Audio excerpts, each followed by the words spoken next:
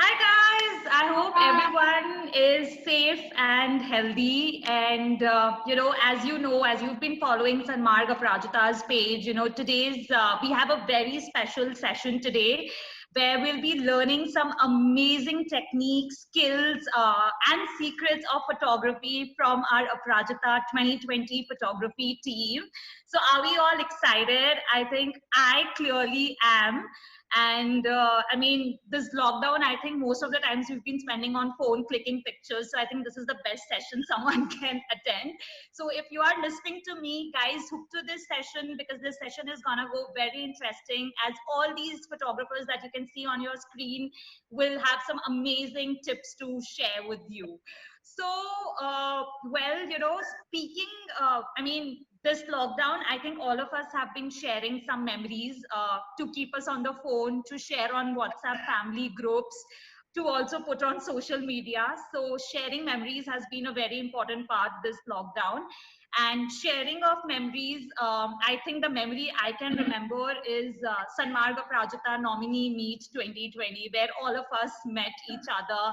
And it was such an emotional time where you guys brought in your family members, your support members. So yeah, I think it was a very nice memory to hold on.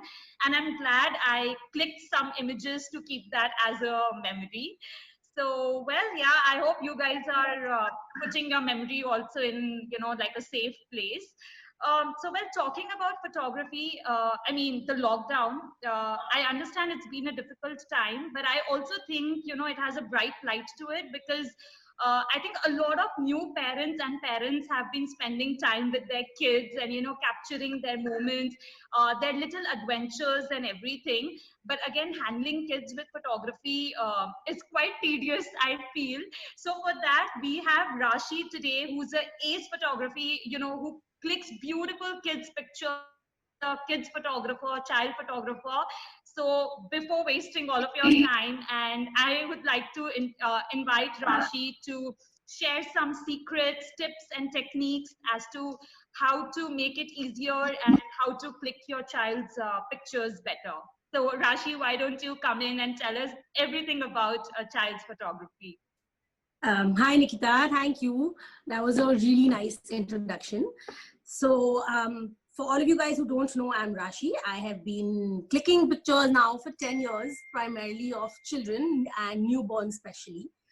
I just want to talk to you guys about something really simple, the idea of a photograph. So, like, what is a photograph? Why do people come to professionals, or why do people use their own phones and click? It's for memories, especially for children. It's for memories. You want to capture the first time they smile, you want to capture the first time they walk, their cuddles with their dad.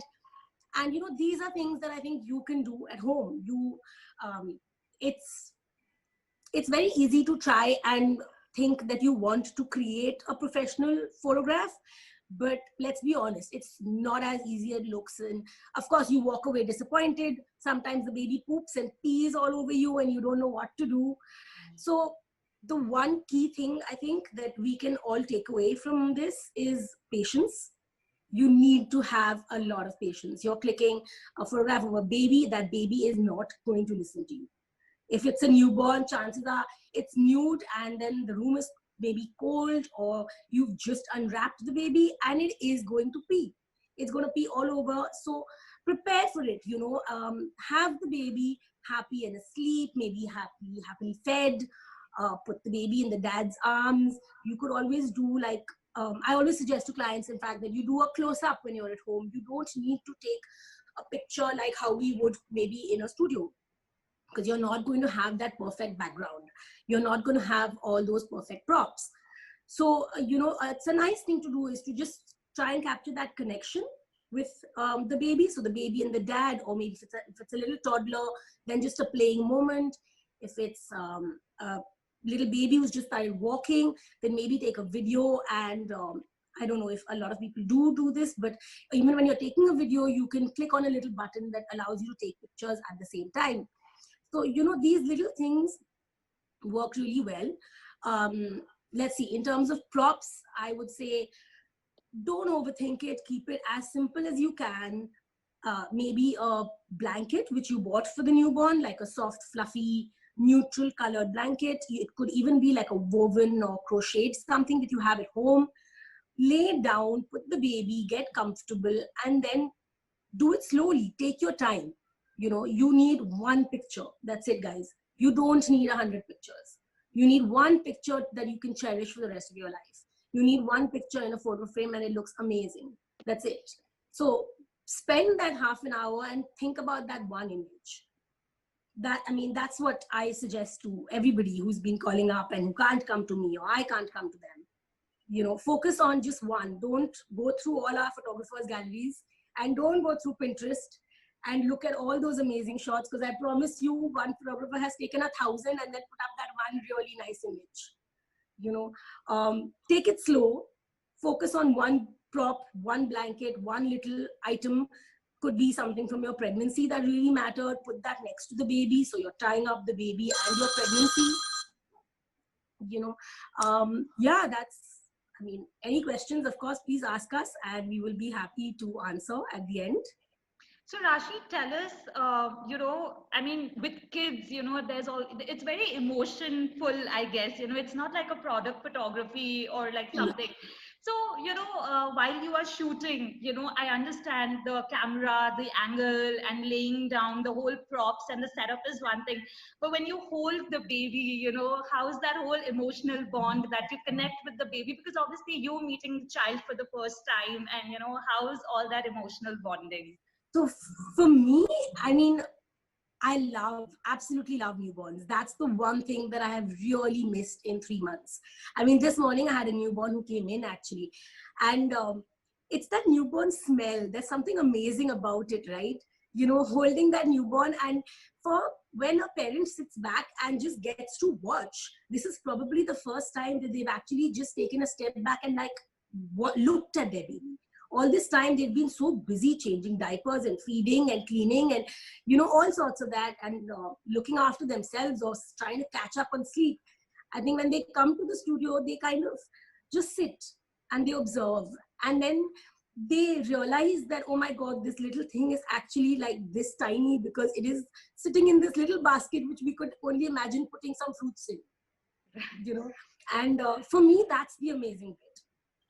Right. It's being able to put a mom or dad in that situation with that newborn and instantly be able to feel that connection and click it and capture that for them. Right. So guys, I think all the parents, aunts, sisters, brothers who love to take pictures of their kids, sisters, nieces and nephews, I think you now have some amazing tips and techniques from Rashi. And I hope you can now capture your kids' adventures even more beautifully. Also, guys, if you have some questions that you would like to ask our photographers, please leave it in the comment section below so that at the end of the session, you can put these questions to our photographers. With bonding and emotionally attached and being at home, I think capturing our creation has become another hit. Everyone is into cooking, kitchen, recipe trying, and with that experiment, food photography has taken the very high road. I think everyone is clicking pictures of their dishes, trying to tell everyone, putting it on family WhatsApp groups, this is what I cooked today and stuff like that. So for the love of food, we have Ahana today, guys, who specializes in food photography. So Ahana, why don't you share some quick tips and techniques for food photography? Because clearly, I think social media is loving the food photography right now. Hi everyone. I hope everyone's been enjoying quality time at home with the family. And it's been amazing seeing how everyone's turned into like these secret master chefs, and with the number of pictures that I've been seeing on social media of food that people have been cooking, I thought maybe it would be nice to share a few tips and tricks on how you can improve your food photography. There are a lot of elements to food photography, but I'm just going to try and focus on a few, which will really help. I have a little slideshow, which I'm going to share now. So when it comes to food photography, lighting is key. Even if you're literally shooting what you've cooked in the dish or on the plate that you've cooked it in, and you're not doing any sort of styling, the light is what is going to make or break your picture. And when it comes to food photography, I would say that natural light is your best friend. And that's something that all of us have access to. So I would say invest some time in surveying the kind of sunlight you get coming into your home, because that's sort of going to change throughout the day based on maybe certain rooms might have better morning light, certain rooms might have better sunset lighting. So I would say take some time, move around the house and see where you get the best natural light coming in. And preferably a big light source like a window would be really good. And if you need to shift some furniture around, do it. Like wherever your windows are, it might not be so accessible, but if you need to push a sofa forward, move a coffee table that might help you as a surface, do it. And side lighting is a good start. I don't know if you guys can see this picture on top, where you can sort of see a table set up with a big window. So that's what you would call side lighting, when the lighting is coming in from the side. So I would say that for any food pictures that you take, side lighting is definitely a good start. Let me just show you some examples of, okay, so when it comes to your mobile phone settings, you don't need fancy cameras to shoot good food photos. I would suggest that you shoot in portrait mode. If your phone has a food mode, please use it. But if it doesn't, like the iPhone doesn't have a food mode, use portrait mode, because what that's going to do is help you focus on the main subject, the main dish, and throw everything else out of focus. And there's a lot that you can do. You can tap to focus, and within the iPhone, there are even things you can do in terms of adjusting the exposure of the shot. So this is an example of something that's been shot purely with window light, no fancy equipment, no nothing. This is also something that's been shot with window light, no styling. You just literally zooming in close so that everyone can see all of the textures and the color that's going on in your food. So this is some of what I've shot during the lockdown. Really simple, no frills. My sister-in-law is a pastry chef, and she tried her hand at making bread during the lockdown. And so that's using some sunlight to kind of bring out the texture of the bread. And on the right, you can see that's the Dalgona coffee. I don't know how many of you have tried making that, but it went viral during the lockdown. So that's literally shot with just natural sunlight, nothing else. So what I did was just placed it on a dark background, had the sun coming in low. It was sunset timing, and it kind of helped to create this nice dramatic image. Some other images shot purely with window light. So there's a lot that you can do, with just basic equipment. Okay, so another element that's very important in food photography is color. And to help you decide how to go about styling your images, I think it's helpful to have some basic understanding of color theory. I'm not going to go into too much detail, but broadly speaking, the two types of colors, there's complementary colors and there's analogous colors. And complementary colors are basically colors that are opposite on the color wheel, and that sort of complement each other and make your image look nice and balanced and in harmony. And analogous colors are when all of the colors are sort of within the same color palette. So I'm just going to show you some examples of what that looks like. So here you can see that I've been playing with blue and orange.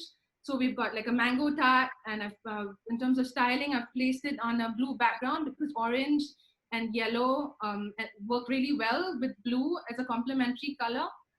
And this is an example of what analogous colors might look like, where I'm playing with sort of shades of brown.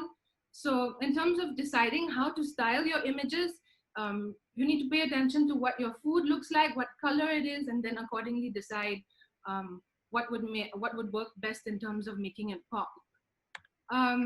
So in terms of props and styling, the sky is the limit. I don't know how many of you follow this food, this chef and food blogger called Bake with Shivesh. I love watching his videos. He's a lot of fun.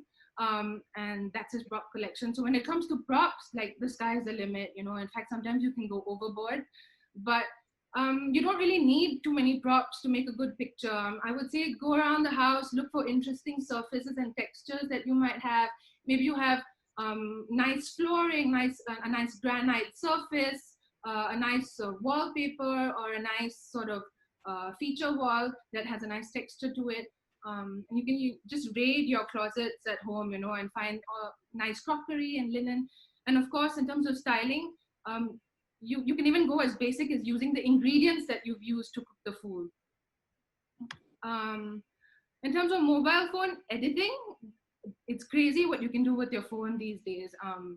I have an iPhone, so I'm most familiar with that interface, but it's got a pretty good inbuilt editing feature, which allows you to do all sorts of nifty things with your pictures in terms of adjusting the brightness, the saturation of the color, vibrance, and that sort of a thing. Just a little example of what I did with that Dalgona coffee. So yeah, once you've clicked a picture, you do edit it, because with food photography, sort of increasing that saturation and vibrance a bit sort of helps to make the colors of your food pop. And if your phone doesn't have a great inbuilt editing feature, there's lots of free apps available online. Snapseed, Photoshop Express, some of them that are available in the App Store. Yeah, so that's all I have. Thank you so much. Does anyone have any questions? Well, Ahana, I don't know about the questions, but you sure have made us all hungry with that amazing pictures and food all across. I think we need to have dinner early today. And yeah, they all look great. So guys, I think, as much as your food needs to look pretty and, appealing, it's also the surface and the plate and the color of your crockery, and your placement needs to be right. So thank you, Ahana, so much. We'll take the questions in the by the end of the session. Thank you. Has spoken a lot about lighting, and also now that we are phone photographers, I think all of us understand the importance of light. I think we all appreciate the love for that golden hour, and we all are next to our windows to take some pretty selfies. So why don't we speak to Kasturi next, and she's an expert in all the lights and everything. So let's hear it from Kasturi. How good lighting and everything makes a picture better. Ahana has put some light into it, but let's go into detail and depth with Kasturi for lighting and more about the pictures. Kasturi, can you please unmute? Yeah, can you hear me? Yes. Yeah, so I personally think lighting is everything for a photograph. I mean, photos are nothing without light. Whenever you think of any picture, you must first think about light, how to light it up, how to light up the frame, how to light up the scene.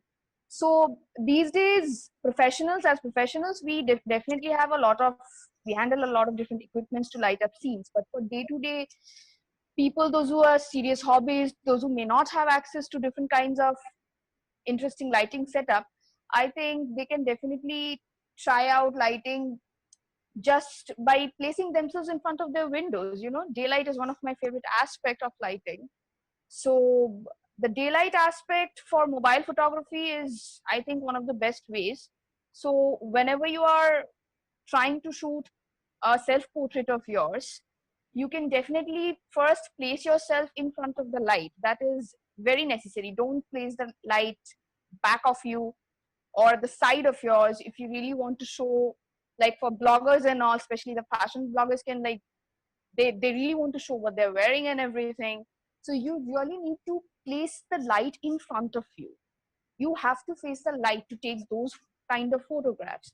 And yeah, and as the time progresses, and even if you don't have access to proper daylight, you can definitely switch on your light in the room. If you want a little bit of mood, always go for small table lamps, fairy lights. These days you can add quirky variations in your self-portraits or the photographs that you're trying to click with your phone. Not just self-portraits, but anything, I feel. And yeah, that is, I think, the most basic way to light up anything. Like all of us are right now here has different shades of light on themselves. Like I can see it from here. So yeah, that is the most basic thing. Likewise, one can go on and on with lighting. I don't think so. Like one particular thing will be enough. And I would ask other photographers here, those who are present here, to also join in pouring their own lighting techniques so that we have a lot of varieties, I just spoke in one dimension. I want the other photographers also to spoke in my net. Right. So yeah, there. Anjali, would you like to add something on the lighting part as well, and to what Kasturi mentioned about the lighting and technique? Yeah, sure.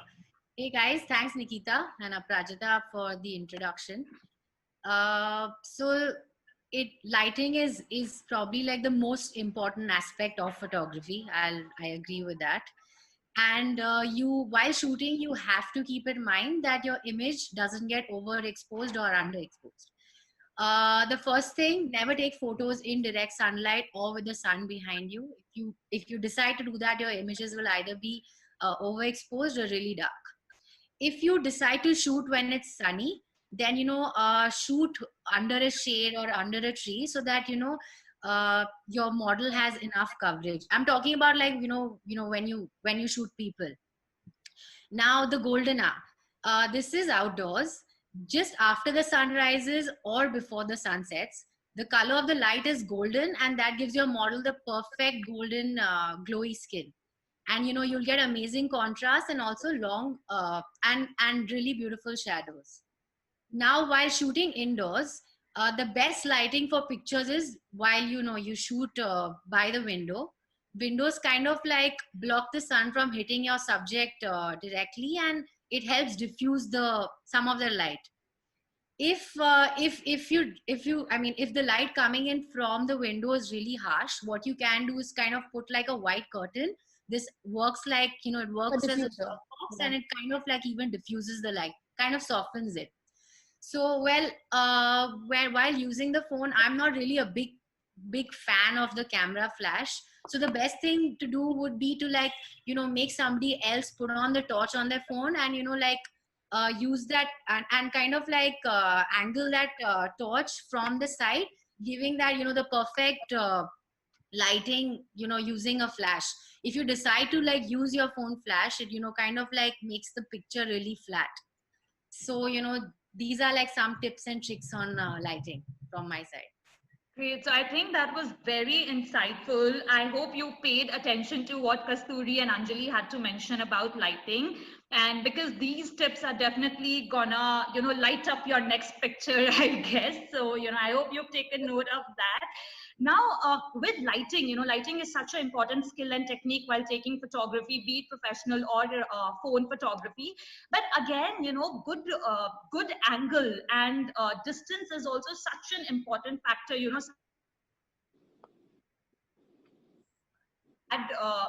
Angle, I guess. I think I have done that a tons of time, and I think a lot of people have as well. So, Anjali, would you like to share some insights on angles as well, because I guess that's also a very important technique. Yeah, there are a bunch of angles you can use while you shoot, but I'll talk about the three most important and basic ones. First is the eye level angle, second is the low level angle, and third is the high level angle. The eye level angle is usually how we see people and things in real life. This is when you're shooting your subject at eye level. This angle kind of breaks all boundaries and gives you a very neutral perspective towards your subject, and there's no sense of superiority or inferiority. And this is probably one of the most common and popular angles that photographers or anybody uses while shooting from their phone.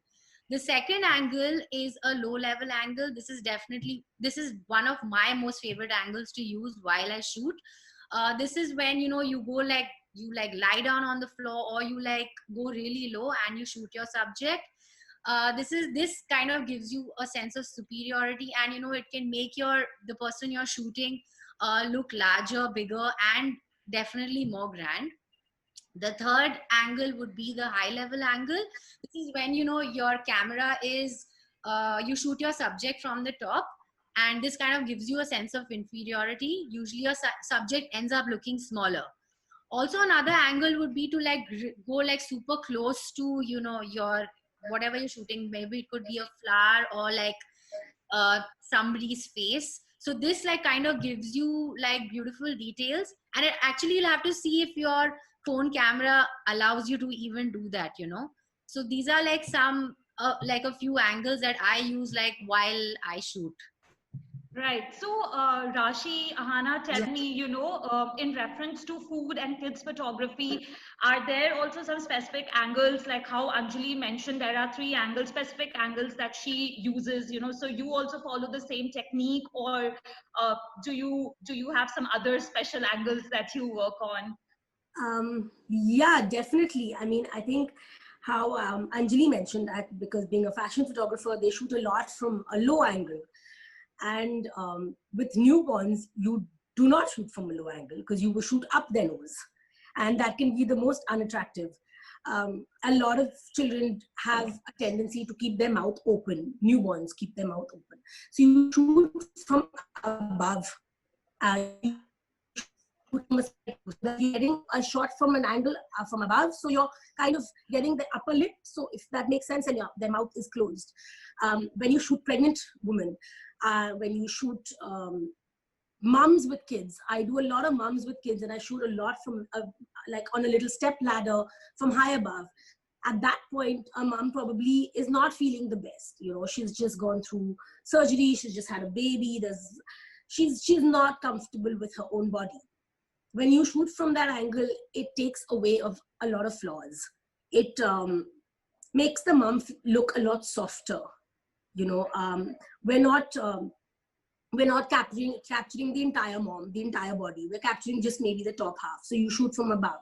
I think that, I mean, for me, that's I love shooting new moms with babies from above. I love shooting newborns with like a lot of backlighting. So it's really lit up at the back, and there's a lot of shadow and stuff on the baby's face. It gives a lot of depth to the picture. And these things I think you can do at home as well. You can, if you just take a little bit of time, find the right angle. If it means standing above your baby, I think that's a great shot for getting straight shots. I think, Hannah, what would you like to say? I think there's a lot of In different terms angles that we all do. in terms of food photography, I think the two main angles that is commonly used is one is the 45-degree angle, and the other is the top shot, or what's also called like a flat lay, and that's I think been popularized a lot on Instagram. You'll see a lot of flat lays where there's like a huge scene. Um, and I think what's great about top shots is that it really gives you the opportunity to tell a story of what's going on.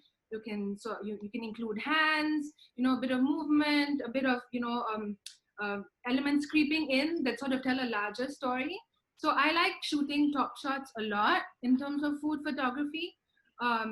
And also when it's also quicker, like when you're in a restaurant and you just want to get a quick shot, and you don't want to bother too much about what's in the background, whether there are any distracting elements. You can just sort of place your dish as is and stand up and just shoot it top down, and it just automatically removes a lot of the clutter.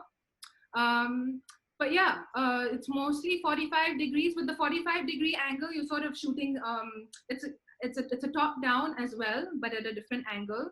And with that, you need to be more mindful of what's in your background, because that creates like a foreground and a background in your composition. And that's where you need to start thinking about what's in focus and what's not. Great. I think those been some insightful tips. Thank you, Anjali, for all that angles, teaching us all the angles, and Rashi and Ahana, to tell. So, well, this has been a lot about production, so let's talk about the post production. After all the angles and after all the lighting, and once the picture is shot, I think, editing is like the king, and, we need to have the right edit of the picture.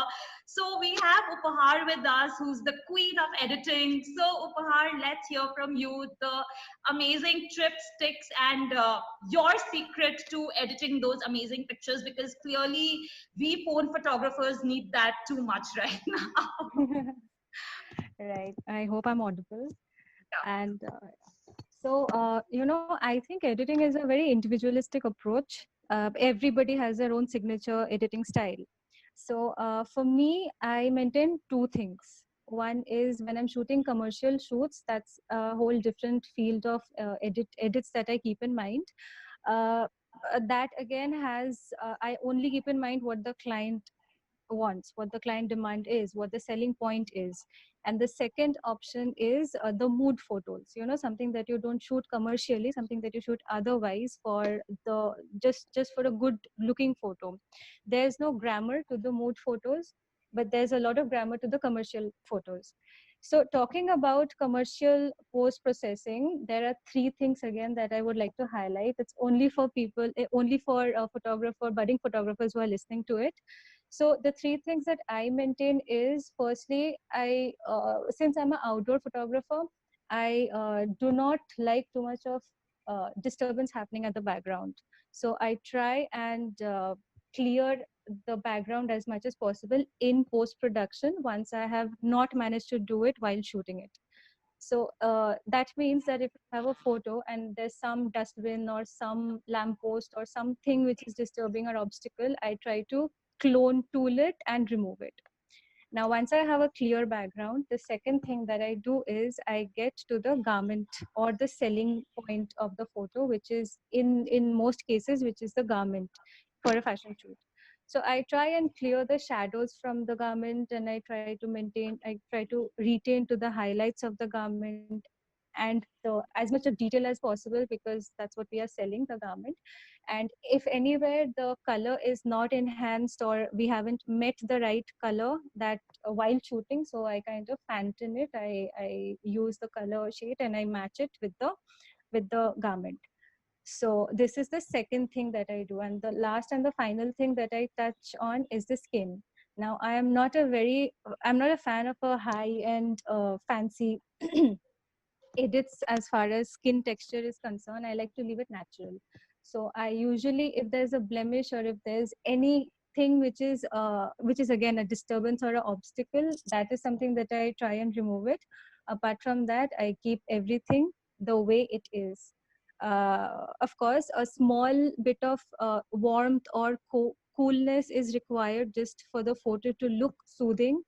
So that again, it all depends a lot on the story that you're following, the concept that you have maintained in the whole shoot. That gets me to the second part of the editing, which is for the mood photos, which is mainly going to help a lot of those people who are mostly phone photographers and use Instagram filters. So uh, so there is no guidelines or there is no pointers which you have to maintain. At least I don't maintain. So I just let my instinct do the business. I like to feel the photo. I like to understand what, suppose I take a portrait and I'm taking a portrait of a person who is extremely calm and composed, or introvert person, or she's not out there. So that way, automatically, I like to keep the tonality down. I like to get into the shoes of the person and understand what kind of character traits the person comes with. And there again, it's again very important that you interact with your model a little bit. You understand where the strength and the weaknesses lies. No pointers as such. Again, it's a story and a very mood feel. Now the next thing is, if the person is again a very happy, very jolly, very, or if she's an influencer who's endorsing some kind of a commercial aspect, again, then definitely we have that photo needs to shout out for attention. So make it vibrant, make it do anything for the photo to look good. Don't think about any grammar, because there's not any. If you feel good, that means you have reached the eye and the heart of the person. So there is where your photos are selling. So that's a very basic something that I follow in my photos. So yeah, this is it.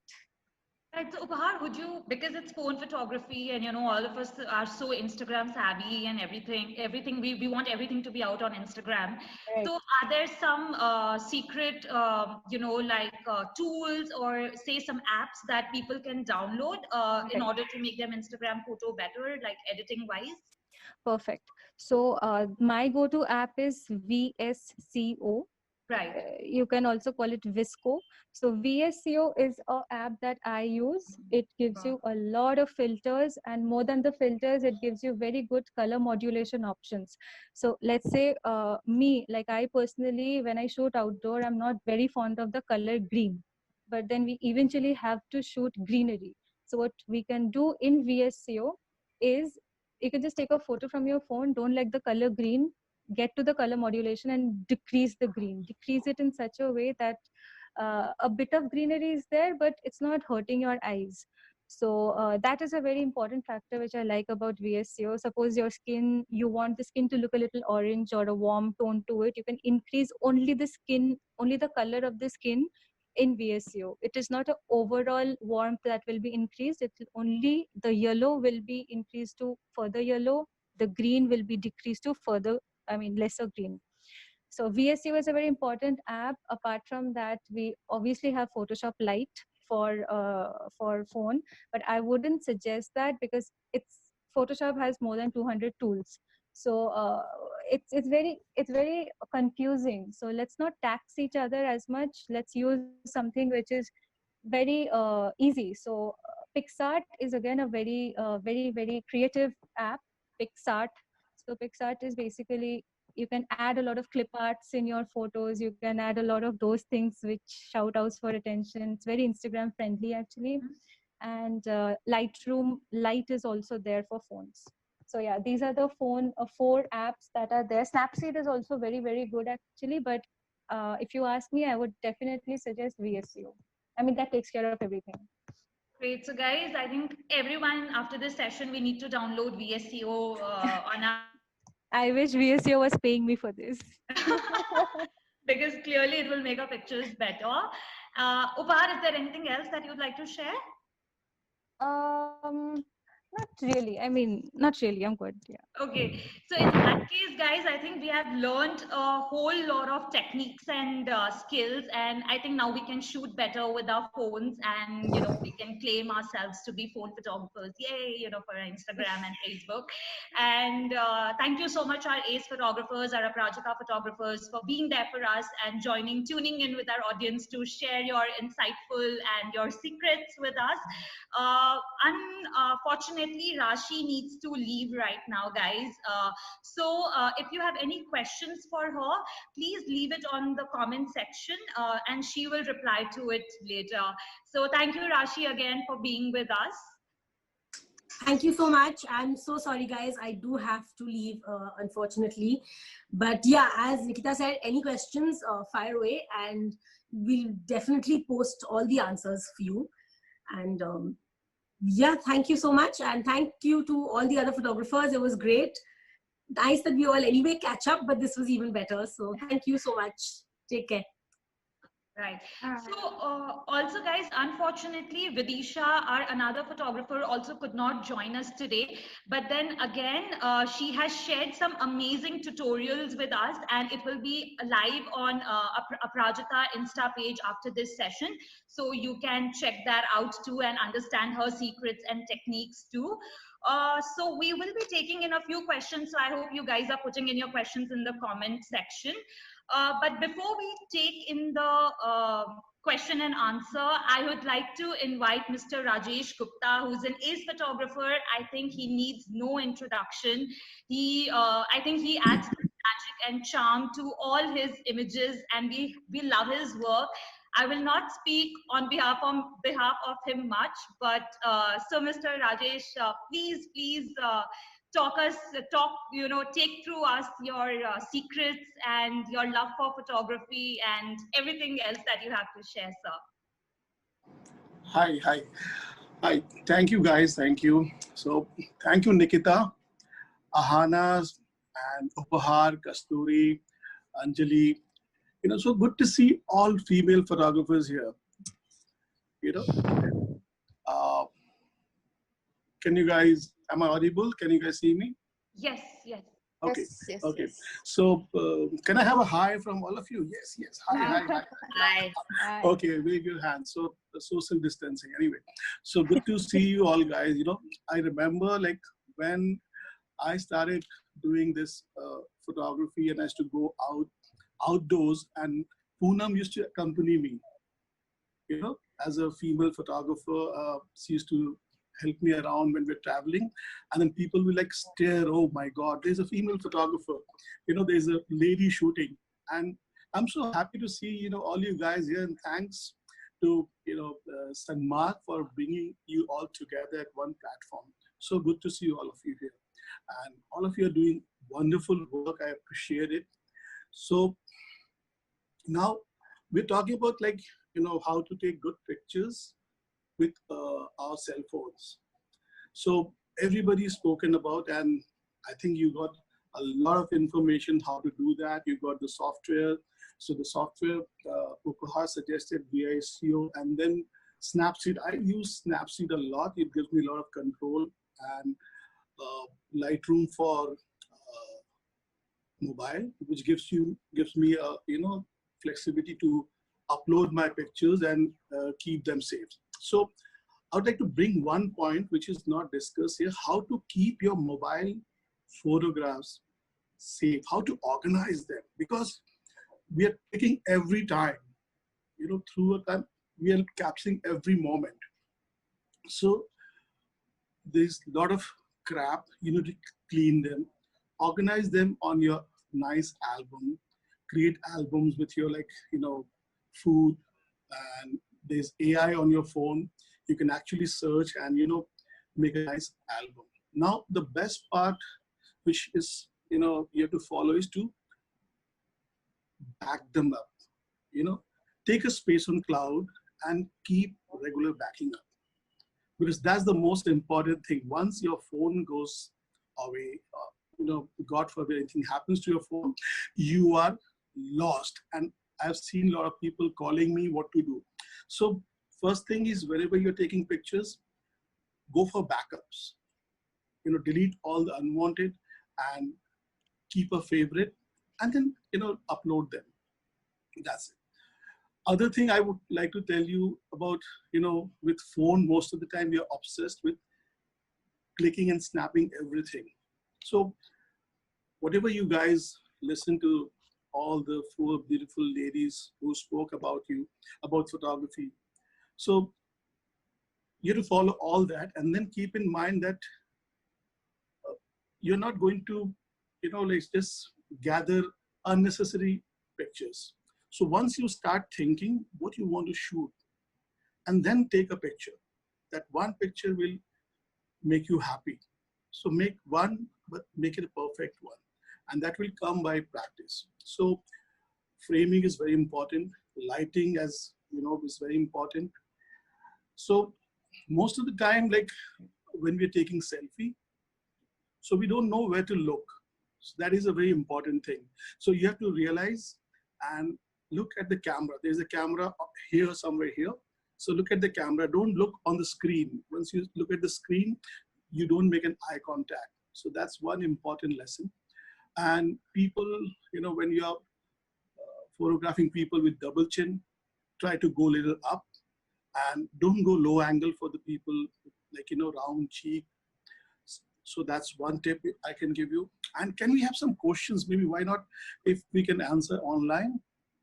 Is there any great. question? We have some questions coming in, so I'll be taking the questions now. So the first question that we have is from Mosmi Bose. She wants to know which camera to learn, which is the best camera to learn photography. I think she means which phone or camera to learn photography. I think the best camera is your phone. Best camera is your phone, I'm telling you, because it's handy. It's always there with you, and you can snap whatever you look at, because the moment, and there's not much of setup. So with a phone camera, you can start learning and, you know, do basic cropping, basic editing. You know, don't get overboard. So try to start with framing, follow the golden rules, follow the, you know, Sunny 16. So like Sunny 16 is like, you know, then again, you know, for the phones, you don't need to do that. So any phone app, with the camera app, you can start working. Camera Plus is again, it's a nice app where you can actually, you know, take it a manual camera kind of a thing. If you have any knowledge of DSLR or analog, you can use that app where you can actually control your shutter, control your shadow, control your light. So start with your phone. That's the best tool you have. Great. Thank you, Yeah. Rajeshi, for that amazing answer. I think all of us have phones and we don't have to worry about the professional DSLRs and SLRs, and we can learn photography from our phones. So the next question, I think the question is for you, Upahar. It is from Komal Agarwal. She asks how to select filters when clicking pictures. Okay, so I wouldn't suggest that you do that. Maybe you'd even, I'm sure I'll talk about myself. Me as a photographer, I always shoot in RAW and JPEG. Both are the options that we have in camera. So that's something that helps us capture the exact light, exact timing, exact frame. So if I practice that for all these years, then I would suggest that you shoot the photo in exact time and real time actually, and then you get into your editing, because I feel we don't get the time to decide what kind of filter will look good in what kind of photo when you're live shooting it. So it's always better that you shoot it and then take your time, decide it later that what did you feel about the photo when you were clicking it. That if you felt excited, then go for a vibrant thing, and if you felt maybe like you felt poetic, you felt artistic about it, go for something which is more soothing, which is more with something that you can carry on. So my suggestion will be, it's better not to use filter at the time when you're shooting. Rather shoot the photo and then use the filter. Right. Ahana, do you agree to the same what Upahar has to say for food photography also? 100%. Great. I think it's really tempting because there's so many different types of filters and they all have like different snazzy looks. But shoot your picture as is, and then you have the option of doing different things to that base image. If you shoot with the filter on, then you're stuck. For you can't go back. So I think like what Upahar says. Shoot in professional terms it's called RAW, but with your phone basically it means just shooting without a filter, your base image, and then after that you have the option of playing around with different types of edits. Great. I think that's a great answer, and all of us have learned something. So the next question is for you, Anjali. Molly wants to know about ring lighting in fashion photography while using phone. How's that helpful? Because even I have seen like a lot of bloggers and a lot of people on Instagram. I've seen they're investing on light. This ring light right now. So tell us more about it. So the ring light is a very simple lighting tool that everybody's been using. It's great for beauty shots, portraits, and even like macro photography. Macro photography is when you go really close to your subject and you get like beautiful details. The thing with using a ring light is you get this beautiful catch light in the subject's eyes, and the lighting also is really diffused and soft, and you don't get shadows, so it's not really it's really easy. You just like put it on and you just shoot. It's not really tough to use. Right. I think we've got our answer. So guys, Kasturi, we have a question for you, which is how to make face look slimmer while clicking a picture. Would you like to put your insights on that? Well, at first identify which, I think first you just look at your own face first, understand, like try different angles out. There is no hard and fast rule in that. So you really have to try different angles. You can try if your face is heavier towards the low, like Rajesh ji just mentioned, that if you have double chin and all, if your face is rounder, you can always go for a little bit of top angle with the phone or with your camera also if you have a DSLR. So that way it can give you a little bit of toned face, toned look. So yeah, that is one way to do it. And of course it's different for face to face. Like for me it will be different, for Anjali here it would be different, for you Nikita it would be different. So I would suggest keep experimenting, take Absolutely. pictures, try the angles out. Here the angle part also comes in. So yeah, try different angles out. that's how we all go through trial and error. Trust us, we all have been there. We try, we make errors, and then we again fix it. That's how it is done. Right. So, yeah, Rajesh ji, do you have something to add to this question of how to make your face look slimmer?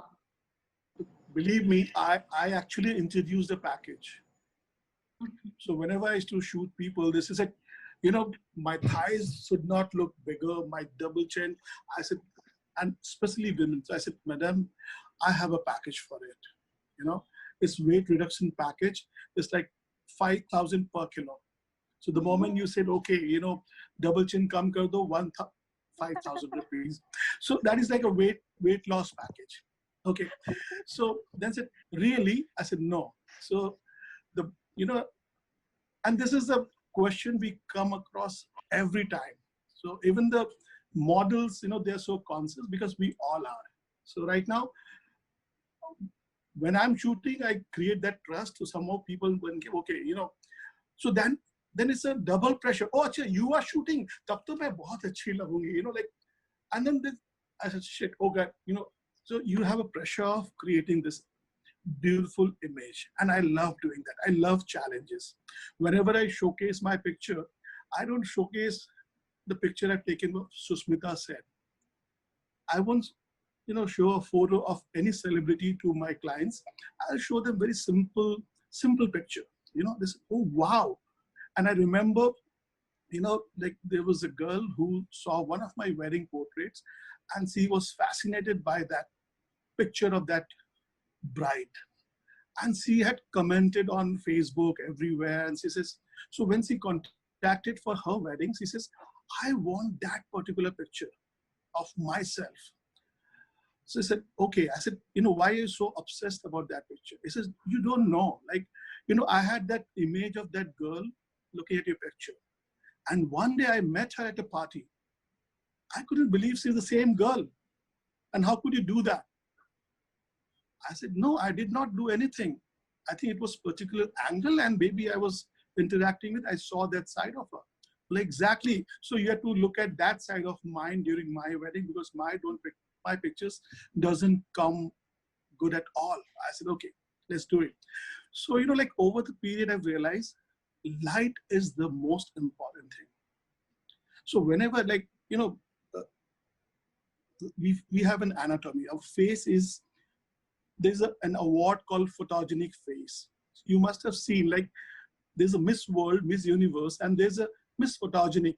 So as a kid, I used to wonder, like, if somebody's Miss World or Miss Universe, then why is Miss Photogenic or Mr. Photogenic? Because there's a difference. Your face as a anatomy, it is not equal. If you divide your face from here, the left side and right side are different. So if we can study that, which angle looks better, so you have to spend a few moments with your model, whoever is your subject. And then you try to make out, okay, right, left. So you have to actually take a few pictures like, when you go to the jail, stack, left, right, straight, yeah. Do that thing. So you get to know, okay, what is the actual, so, and a lot of female actually, they know. If you ask them, which is your best side, is, oh, right side. I get people like in a group picture, suddenly the daughter will shift side. I said, what? No, mera ye side, so this side. So a lot of people know, but once you start taking picture, you'll come to know exactly how to do that. So that is the first thing is you have to notice your muse, which is the best angle. A. B is, adjusting a light, like ring light, we're talking about ring light. Ring light is an amazing thing. That's a beauty. It's actually meant for beauty shot. So recently, all the makeup artists, they're getting that ring light to do wedding makeup and all, and then they take those pictures. And that's the best lighting ever invented for beauty shots. So nowadays, LED lighting are there. So you can also use a ring light, but you have to divide the face with shadow and light. So there's what is a portrait, basically made of? Light and shadow. So you have to decide how much, you want to show that other side of her and how much you want to show the best side of her. So that's how you can actually light paint. That's the best part to do that. So this was the second with the lighting. And third is like, maybe you shift a bit and, make your subject, like camera free. That's again very important. If the subject is not camera free, they will like, you'll have tough time. So, but with phone, it's more easy. I saw like, I've seen that with phone, people are not very conscious and you take nice pictures. And then, again, the play of light. So these are a couple of things. If you can just follow that, so you're already done. Now, how to make them look slimmer? Impossible task, but actually in camera, we tend to look bigger, what we are in real life. So if you, see a distance, some lens, like when you shoot SLR, there's a lens distortion. For that also, some people may look a little bigger. But with phone, that's not the problem. So if you choose right angle, and say if you turn them a little half aside, and then they look like this, so your job is done. So you have to see the best thing and hide the other part. So that's my tip on this, how to make them. Or you can always tell them about the weight loss package I just mentioned. Rajeshji, I think that was really in detail and that was very, very insightful. I think our audience have got our answers. Upahar and everyone else, I would like to ask you, so obviously you guys talked about the apps for photos, but obviously now, everyone is taking videos as well. Do you guys also recommend any particular apps for video editing as well? Like if any one of you could tell me or, name a few or something.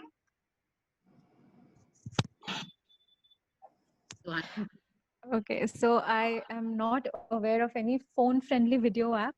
I don't even use an iPhone. I have heard that iPhone gives out good edit. You can edit well in your iPhones for videos. What I usually make use of is a Premiere Pro, which is a professional level video editing app. It's a software. Right. Ahana, Anjali, do you guys know of any video editing apps? iPhone has its own native iMovie. Right.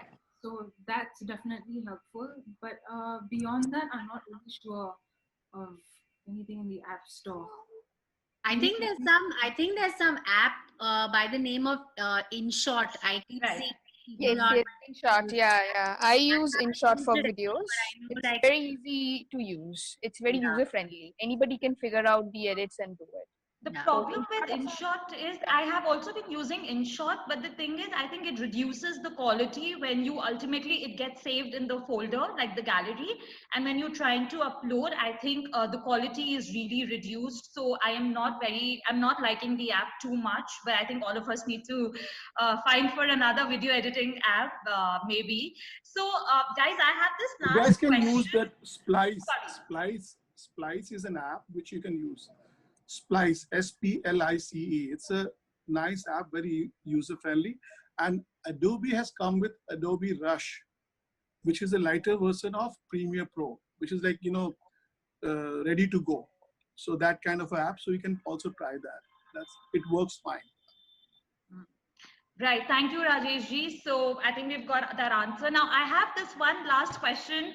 I know we haven't covered that topic and you probably don't have that segment, but because Kasturi just lifted her adorable pet cat, so I had to ask that question.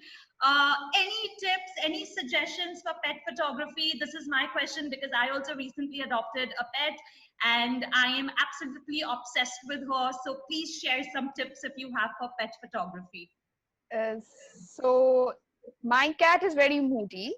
She prefers her own zone. So I literally like follow her with my phone. Okay. I keep my phone 24/7 on in front of her, like whenever her mood turns up. And I love using the macro mode or the portrait mode over the phone. So it gives a real beautiful blur. Or I really want to focus on her whiskers. I really like her eyes. They're green eyes. So I really want to focus on those. So yeah, and you have to be very patient with pets if you're going to photograph them. That's the when a given hard and fast rule.